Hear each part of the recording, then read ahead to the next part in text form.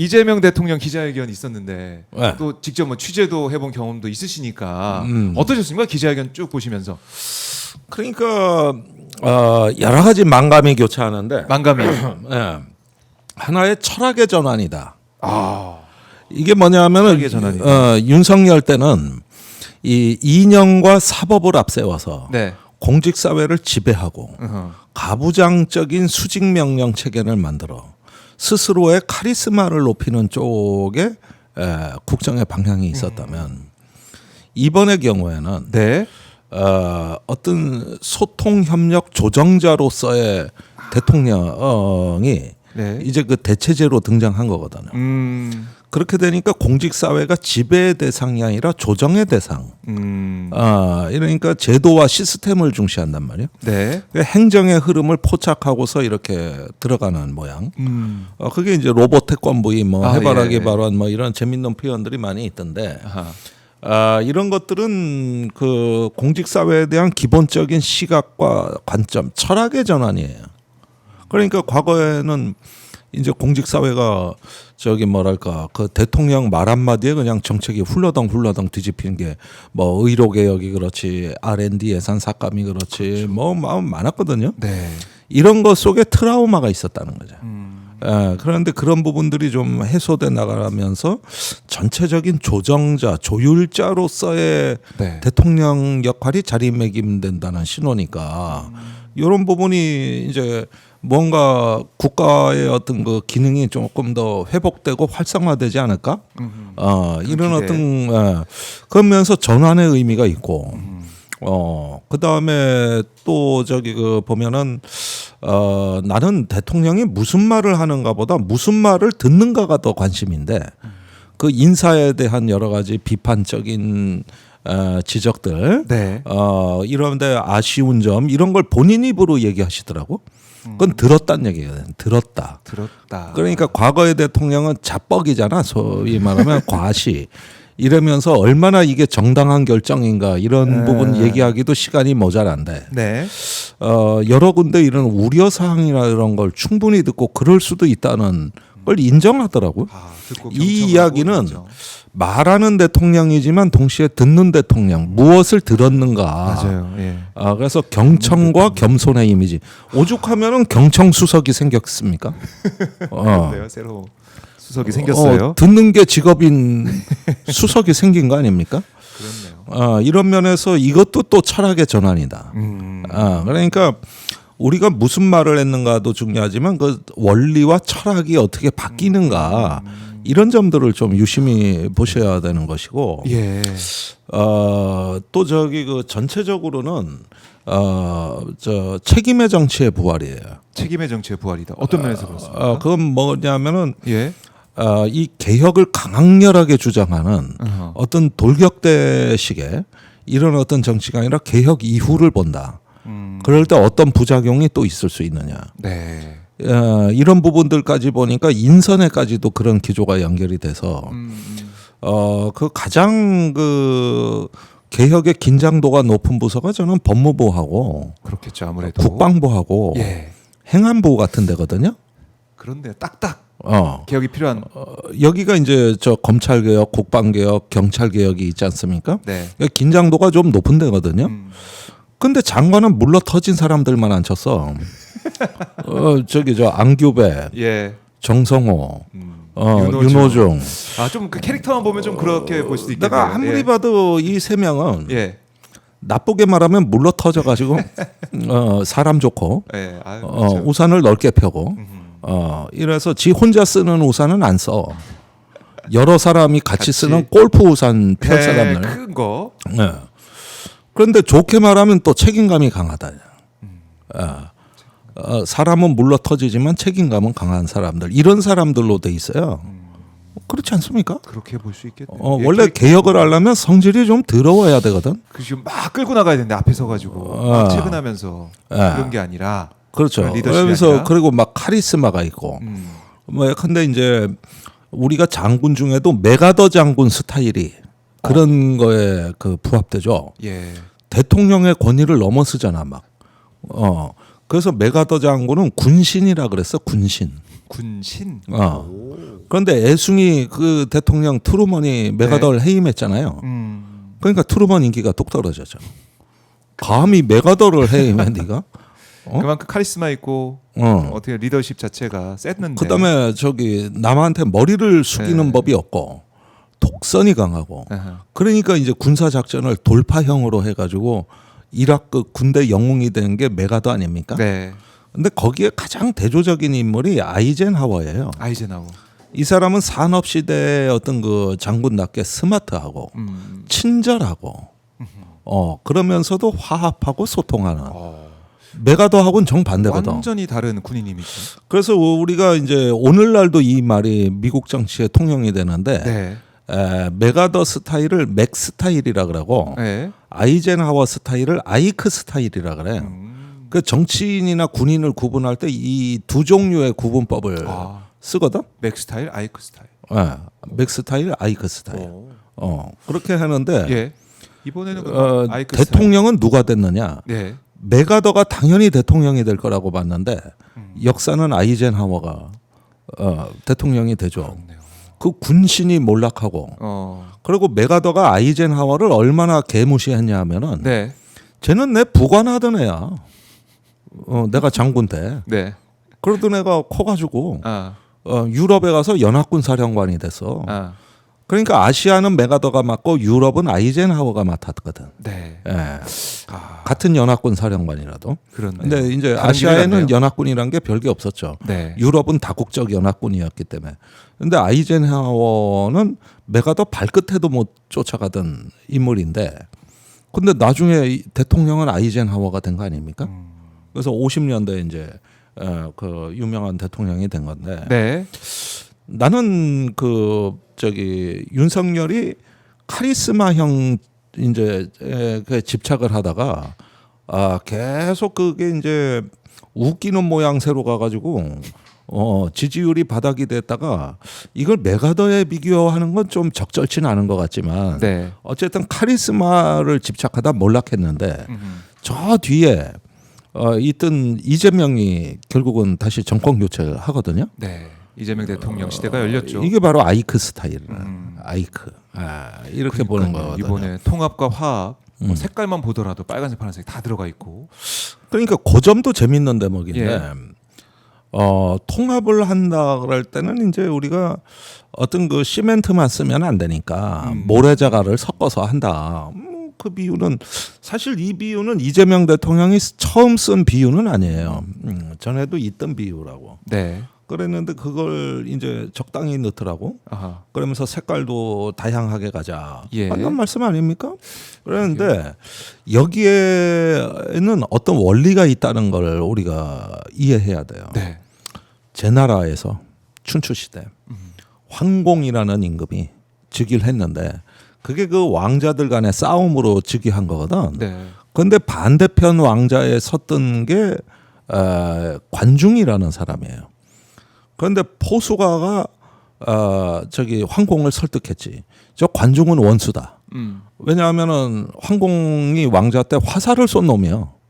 암살을 하려고. 예. 근데 이놈을 재상으로 써야 된다. 그러니까 처음에 황공이 화를 버럭 냈겠지. 아니 나를 죽이려고 했던 사람을 어떻게 재상으로 쓰냐. 네, 써야 됩니다. 이렇게 설득을 한다고. 그런데 이 포수가 얘기는 그 저기 관중이 우리가 못 보는 걸 보는 거야. 그러니까 황공이나 그 포수가는 예. 이게 이제 물러 터진 스타일이라고.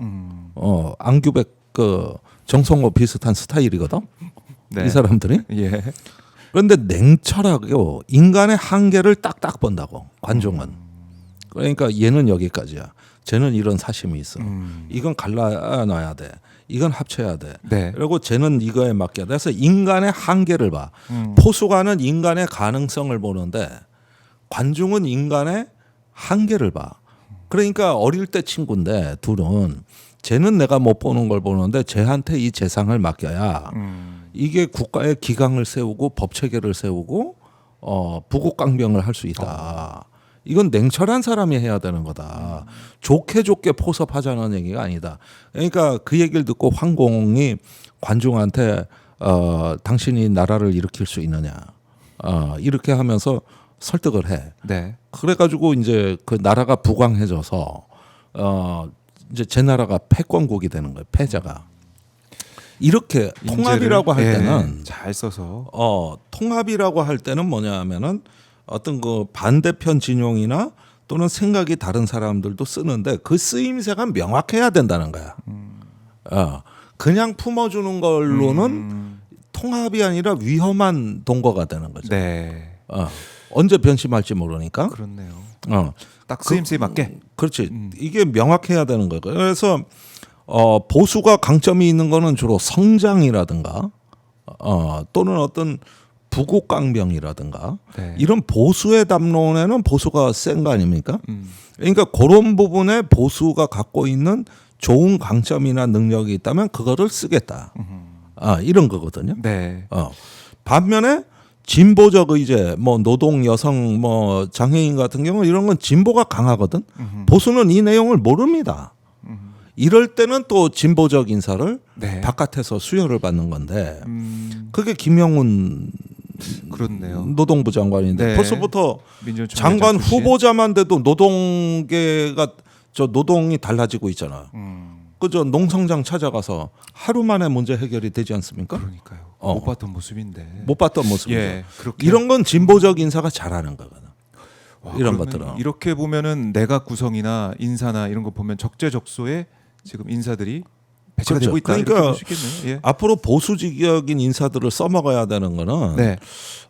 우리 김용남 의원 같은 분을 금감위원장 앉혀서 혹시 주가 조작 털고 응? 혹시 얘기해 달라고 연락 받으신 거 아니죠? 김영남 의원. 내가 옆에서 펌프질 많이 하고 펌프질 있는데 근데 전화가 안 와. 전화가 안 와. 어제도 전화 안 오고 휴대폰 보시다가 가시더라고요. 김영남 의원. 그러니까 요런데 강점이 있거든요. 그런 거 잘 보고 이렇게 한다든지. 예. 아니면은 그 AI에 대한 어떤 그 국내 윤리적 기준을 마련하겠다든가 이럴 때는 신인규 변호사를 투입하면 좋거든. 이거 뭐야 이거 대망론에서 같이 하셨던 이 분들 다 얘기하시는 거 아니에요 지금? 그 대망론 저자들이 아무도 진출을 못해서 이게 대망이 될지 폭망이 될지 모르겠는데. 네. 이런 사람이 좋거든. 그래요. 인재들 이렇게 있습니다. 또 경청수석이나 경청수석 이런 밑에 소통의 어떤 네. 그 언론계하고도 뭐 해야 되고 할 때는 박영식 앵커가 왜 안 나오나 했습니다. 예.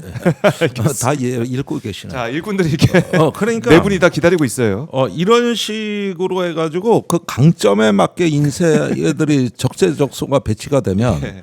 이때는 이제 통합이 진짜 구현이 되는 건데 네. 단순히 보수 인사를 썼다고 해서 통합이냐? 그건 또 아니죠. 이건 아닌 거예요. 그래가지고 옛날에 이제 이런 정치를 잘했던 사람이 김대중 대통령인데 그 IMF 거의 6.25 이후 최대 국난이라고 했던 어려운 상황에서 국가를 이어받았어요. 네. 너무나 국가가 어려웠어.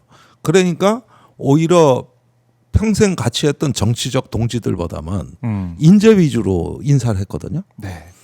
그때 통합이 달성된 겁니다. 그리고 국민들은 금모으기 운동으로 화답을 해준 거거든요. 그렇네요. 그렇게 하나가 됐네요. 이때가 통합의 시간이었거든요. 그걸로 인해서 우리가 채 1년도 안 돼서 네. 6개월 만에 IMF를 졸업합니다. 그러니까 그 통합의 힘이 네. 국난을 극복하는 데 있어가지고 어마어마한 터전이 된 거거든요. 이건 진짜 역사가 재평가를 해야 되는데 네. 지금 한국이 처한 상황이 그때와 유사하다는 거예요. 여러 가지 어려움이 닥치는 게. 있죠. 그래서 이럴 때는 정치가 통합되고 국민들이 화답해 주는 가운데서 어떤 그 보수 진보가 각기 잘하는 일을 하는 거. 이게 통합에는 가장 이상적 그림인 것이지. 네. 그냥 섞어쓰기 했다 그러면 섞어찌개가 돼. 개밥 된다고. 개밥 된다고. 개밥은 그냥 남는 음식 다 쓸어 마서 그러니까 찬밥 말아가지고. 맞아요. 그렇게 하면 안 되고. 어. 지금 보니까 이재명 대통령의 인사, 내각 인선이나 뭐 대통령실 인선을 보면은 적재적소에 저는 잘하고 있다 이런 생각이 들더라고요. 아니 그래서 일단은 검찰을 잘하는 검사를 네. 저 민정 법무 쪽에 이제 공직에 놨다. 근데 이제 임무를 분명히 줘야 되나. 이 검찰 개혁에 가는데 여러분들이 주역이다. 아, 이렇게 해가지고 저기 막 임무를 분명히 주는데 이것만은 우리가 이뤄내자. 네. 그러고 이제 저기 진보 쪽의 사람들한테는 노동의 어떤 그 불평등과 양극화는 극복하자. 이렇게 분명하면은 네. 각자 자기 몸값을 다 한다 이거지. 그렇네요. 예. 그렇게 쓰임새에 맞게 음. 인사들이 일을 열심히 하고 그걸 이제 이재명 대통령이 계속 지켜보고 예. 뭐 내 참모들이니까 내가 일 못하고 국민들이 보기에 안 좋고 그러면은 내가 그냥 물러나가게 하면 된다, 자르면 된다 사실상 이런 얘기를 하고 있는 거 아닙니까? 그렇습니다. 그다음에 이제 국회와의 관계 정립인데 예. 개헌에 관한 문제 같은 경우 이런 것들은 입법부의 결단이라 그랬거든요.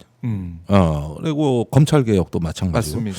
그렇게 보면은 정치의 중심이 이제 여의도가 되는가 하는 생각이 좀 들어요. 과거의 정치의 중심은 용산이었습니다. 그렇죠. 아예 뭐 소통이 안 됐죠. 관저 정치가 관자 정치. 이런 것들을 갖다가 다 압도해 버렸거든요. 네. 그런데 이번에는 이제 마침 또 민주당이 당 대표 선거를 하고 있습니다만은 단순한 어떤 그 민주당의 권력 구성을 넘어서 네.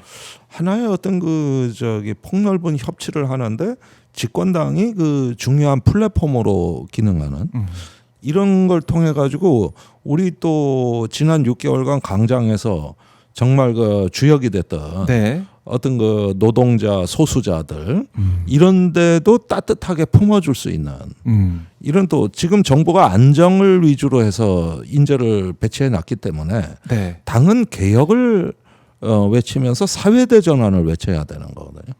이 부분이 어제든 좀 소홀했던 거예요. 사실은 차별 금지에 대해서도 그거는 좀 사회적 논의가 필요하다. 이게 사실 좀 어렵다는 얘기 아닙니까? 개헌에 관해서도 어려운 상황이다. 입법부의 결단이 필요하다. 네. 제가 할 수 있는 일이 아니다. 그러니까 이 진보적 의제가 어제 거의 달아지지가 않았어요. 그리고 그 녹색 전환이라든가 더 넘어서 이제 사회대 전환에 대한 개혁의 강렬한 열망이 우리가 광장에서 이 윤석열을 탄핵시킨다는 주체이자 원동력이라고 보고 있는데 네. 이 높아진 자존감, 이 높아진 개혁 의지를 그러면 어디로 분출시킬 것이냐? 이건 여전히 물음으로 남아 있는 거예요. 거기에 대해서도 계속 논의가 있고 네. 대화가 있을 그래서 거라고 저는 생각합니다. 집권당은 현재를 넘어 미래의 사회대 전환을 꿈꾸는 어떤 새로운 플랫폼 역할을 해야 되는데 그런 것들이 안 되면은 다른 어떤 제3당이라든가 시민단체가 말을 할 수 있는 여기까지 저기 그 정치의 지평을 넓힐 의무가 있는 것이다. 네. 그런데 자칫 또 이제 문재인 정부 때처럼 하는 것도 아니고 안 하는 것도 아니고 이러다가는 또 이제 저 욕먹기 딱 좋거든요. 예. 아마 그런 문재인 정부나 전임 정부를 반면교사 삼아서 네. 이재명 정부가 하나하나 이 과제들 또 사회 대개혁 대전환 과제들을 해 나갈 거라 생각을 합니다. 그 지금 국회에 있는 민주당도 마찬가지고. 그렇습니다. 그래서 네. 그런 면에서는 우리가 또 할 일이 있는 거 아닌가? 아하. 이런 생각이 듭니다.